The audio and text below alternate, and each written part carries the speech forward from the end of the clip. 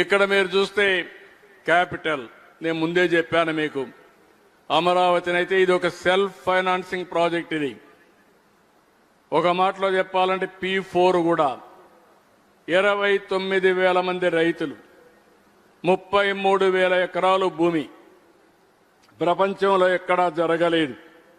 Concept land pooling లో ఇచ్చారు. దీనికి తిరిగి డెవలప్ చేసిన తర్వాత కొంత ల్యాండ్ వాళ్ళకి ఇచ్చాం.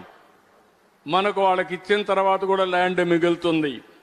మన ఇన్ఫ్రాస్ట్రక్చర్ కానీ బిల్డింగ్స్ కానీ కట్టి మిగిలింది కూడా మానిటైజేషన్లో అమ్మగలిగితే మనం ఎంతైతే ఖర్చు పెడతామో ఆ డబ్బుల్ని బ్యాలెన్స్ చేసుకునే అవకాశం ఉంది. నేను పదే పదే చెప్పాను, మళ్ళీ ఈ సందర్భంగా మీ ద్వారా ప్రజలకు కూడా విజ్ఞప్తి చేస్తున్నాను. ఒకప్పుడు హైదరాబాద్ ప్రభుత్వ భూములు ఉన్నాయి.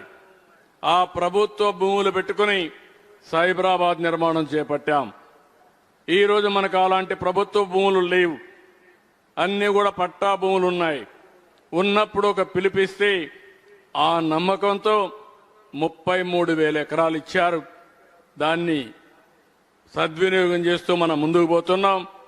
రాబోయే 3 సంవత్సరాల్లో క్రూషియల్ ఇన్ఫ్రాస్ట్రక్చర్ మొత్తం పూర్తి చేసి అమరావతిని కూడా మళ్లీ ఒక స్టేజ్కి తీసుకొస్తామని మీ అందరికీ హామీ ఇస్తున్నా. మొన్నే ప్రధానమంత్రి గారు వచ్చారు, ఆయన ఫౌండేషన్స్ వేశారు. ఆయనకు ఒకే హామీ ఇచ్చాం, 3 సంవత్సరాల తర్వాత మళ్లీ మీరు రావాలి.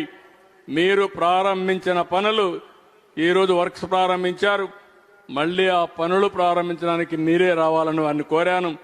తప్పకుండా వస్తారు. 3 సంవత్సరాల్లో పూర్తి చేస్తామని చెప్పి కూడా నేను మీకు హామీ ఇస్తున్నా.